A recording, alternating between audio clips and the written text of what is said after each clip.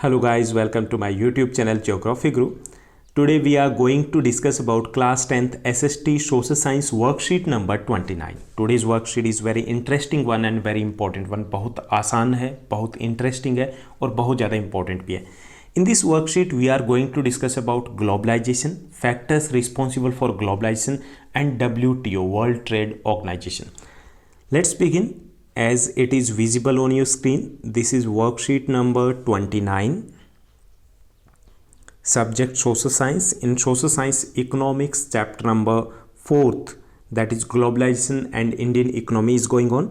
Date 10th of September 2020. What is globalization? Globalization को हम हिंदी में बोलते हैं वैश्वीकरण.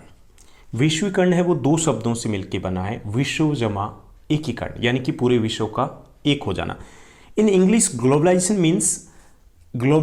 is a process through which the entire world has been turned into a global village. कि globalization क्या एक प्रोसेस है जिसके कारण पूरा वर्ल्ड है वो एक विलेज की तरह हो गया. Okay, the interdependence of the countries on each other is also globalisation. हम आज की एज की बात करें तो इसमें क्या है, हम एक दूसरे के ऊपर डिपेंड है, तो ये भी ग्लोबलाइजेशन है. और the interconnection between countries is also globalisation, तो इसको भी हम ग्लोबलाइजेशन कहेंगे. It means that the entire world has been turn into a global village. We are interdependent on each other. This is globalisation, उसे हम वैश्वीकरण कहेंगे.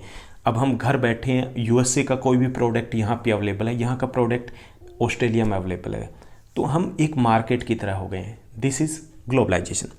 Let's begin. In the past 2 or 3 decades, decades means 10 years, तो पिछले 20 to 30 years में more and more MNCs, multinational companies means those companies which produce the things in more than one country, जो एक से ज़्यादा देशों में प्रोडक्शन करती है, तो उसे हम MNCs बोलते हैं. So in the past 2 or 3 decades, more and more MNCs, multinational companies have been looking for locations around the world which would be cheap for their production. Now these MNCs, they are investing in more and more countries and their location is affected by the 3 factors. यानी कि किसके लिए invest करें, developing country में invest करें, किसके लिए, to get more और मैक्सिमम प्रॉफिट, ज़्यादा प्रॉफिट उनको मिले. इसके लिए वो 3 फैक्टर्स रिस्पॉन्सिबल होते हैं उनकी लोकेशन के लिए. जो इम्पोर्टेंट होते हैं वो होते हैं कि जहाँ पे चीप लेबर अवेलेबल हो, raw material available हो, and third one is the market.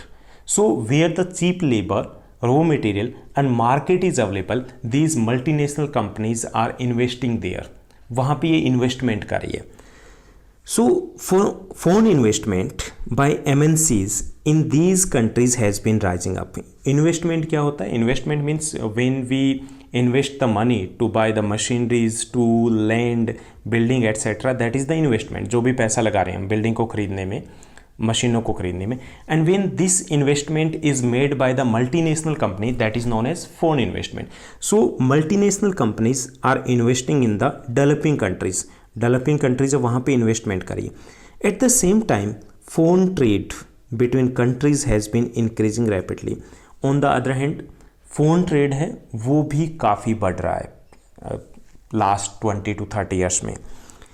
The result of greater foreign investment and greater foreign trade has been greater integration of production and markets across the countries, and due to that now the production work is done globally. पूरे world में किया जाता है.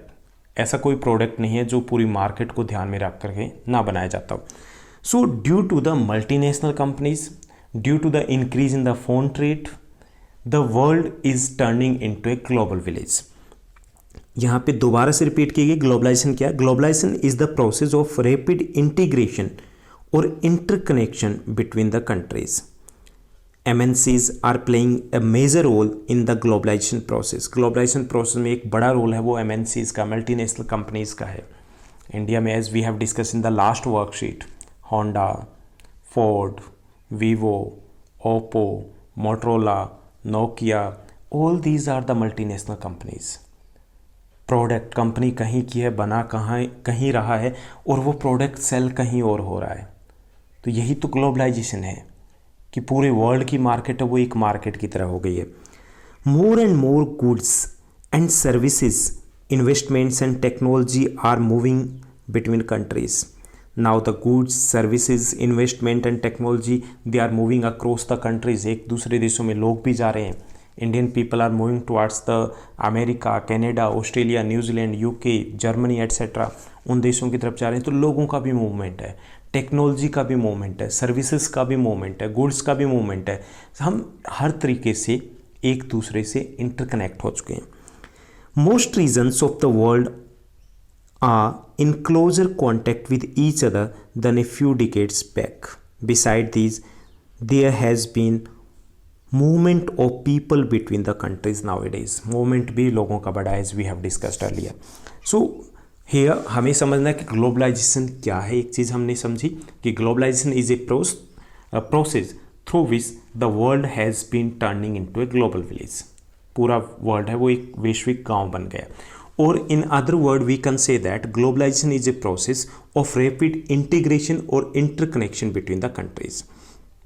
Now let's do discuss कि हमें globalisation समझ में आ गया कि ग्लोबलाइजेशन मतलब विश्व का एक हो जाना है। ओके, इंटरडिपेंडेंसी है। अब ये ग्लोबलाइजेशन पॉसिबल कैसे हुआ? फैक्टर्स इनेबलिंग ग्लोबलाइजेशन, कौन से फैक्टर्स है? So first one is the technology. यहाँ पे शायद आपको ये वर्कशीट इतनी ज़्यादा विजिबल ना हो due to the small size of the font size इस वर्कशीट के काफ़ी छोटे हैं, so you can use your own worksheet there. So technology पहला जो फैक्टर है जिसने ग्लोबलाइजेशन को पॉसिबल किया, that is the technology.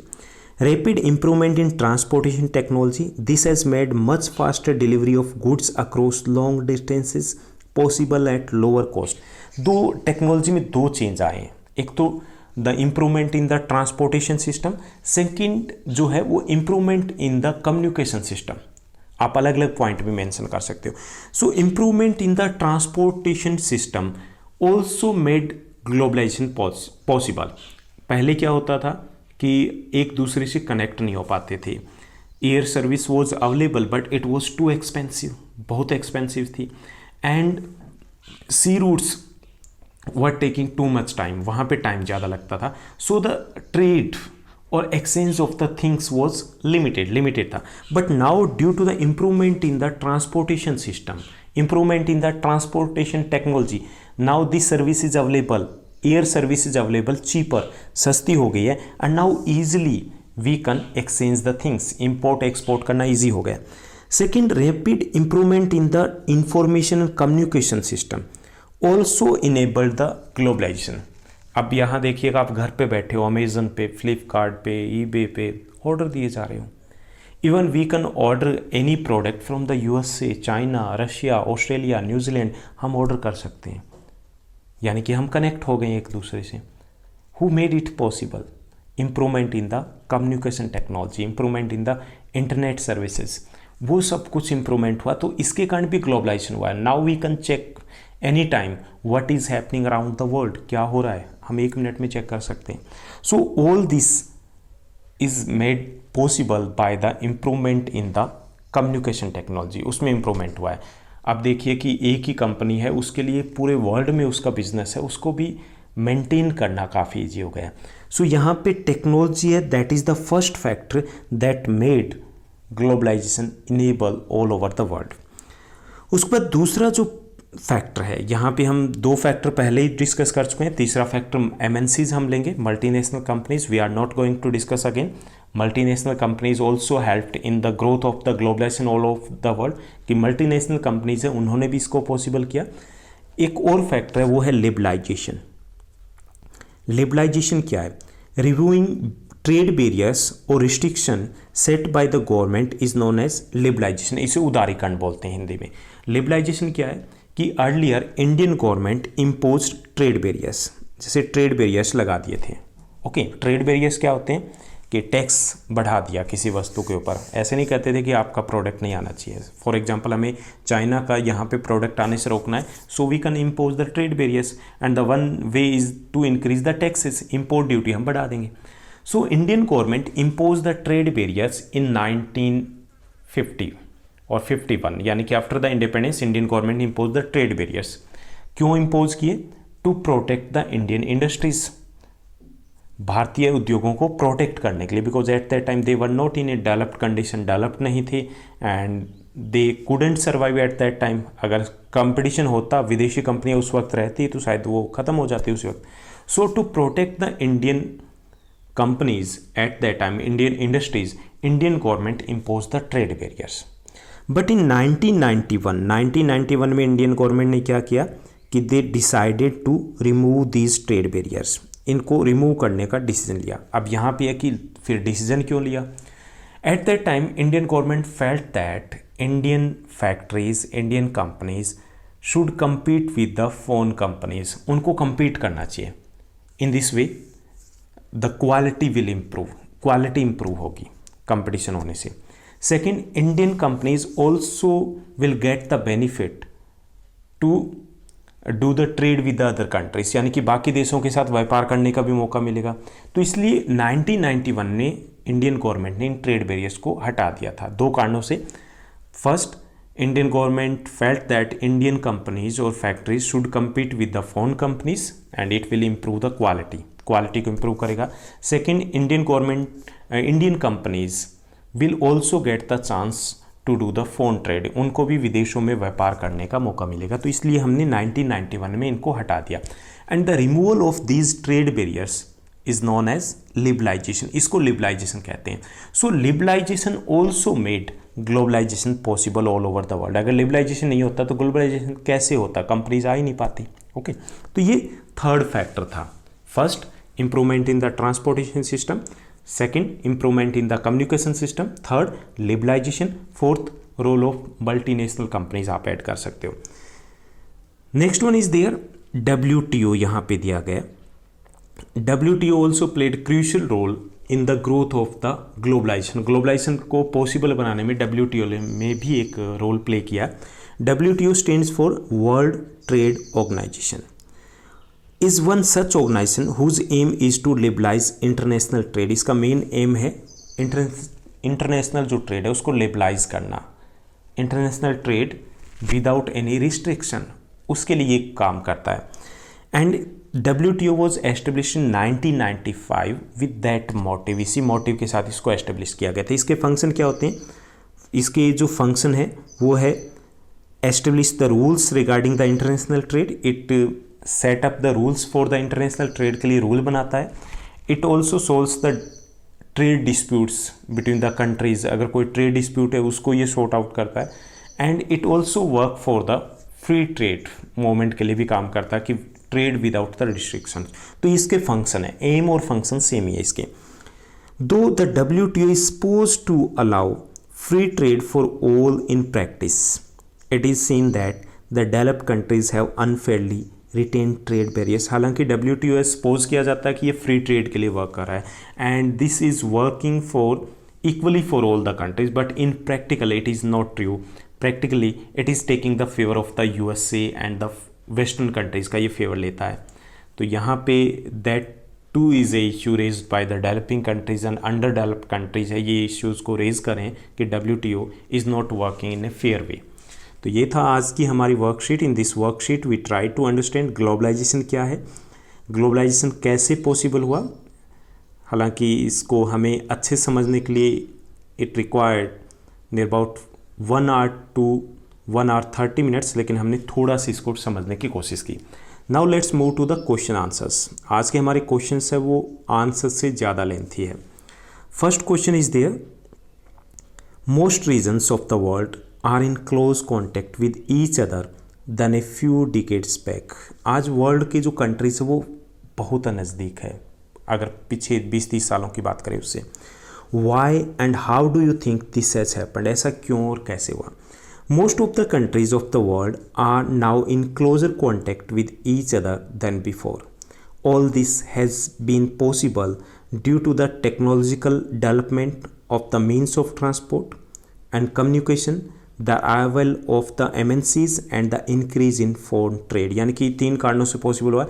Technological advancement हुआ किसमें, ट्रांसपोर्ट और कम्युनिकेशन सिस्टम में. Second, the arrival of the MNCs, multinational companies. And third one is the increase in foreign trade. इसके कारण हम एक दूसरे के ज़्यादा क्लोज आ गए. Second question is there, after independence the Indian government put trade barriers to restrict foreign trade and foreign investment to the Indian producer from foreign competition. दोबारा से हम इसको रीड करें कि after independence Indian government put barriers to protect Indian producers from foreign competition. Foreign competition से बचाने के लिए ट्रेड बैरियर्स को इम्पोज कर देती है Indian government. Okay, why did it decided to remove these barriers around 1991? 1991 में इनको रिमूव कर देती है इन ट्रेड बैरियर्स को। Indian government adopted the liberalization policy. List any 2 benefits of this change in policy for Indian customer. साथ ही हमें ये बताना कि हमें क्या बेनिफिट हुआ इससे। So there were 2 reasons for the government of India deciding to remove these trade barriers around 1991. 2 कारणों से हटाए गए थे। First, the government wanted Indian companies to compete with the phone companies now. Second, Indian companies also get a chance to invest abroad. भारतीय company को भी बाहर जाने का मौका मिलता। और दूसरा ये था कि Indian government wanted that Indian companies should compete with the phone companies and it will improve their quality को improve करेंगे। अब हमें क्या बेनिफिट मिला? This increase choices. इससे क्या हुआ? इंक्रीज चॉइसेस, हमारे पास चॉइसेस बढ़ गए।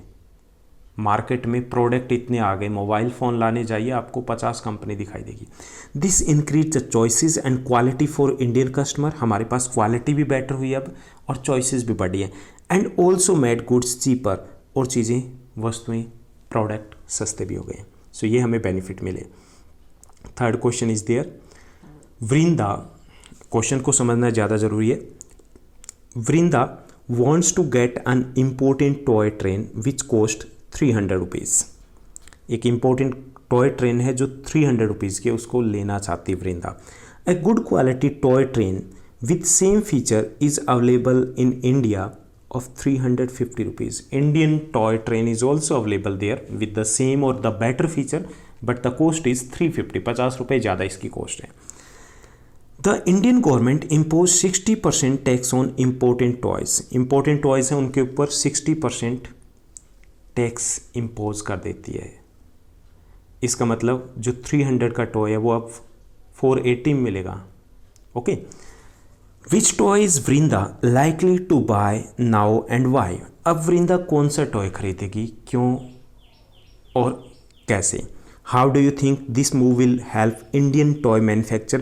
इंडियन टॉय मैन्युफैक्चर को इस जो गवर्नमेंट ने इम्पोज किया टैक्स, उससे क्या बेनिफिट मिलने वाला है?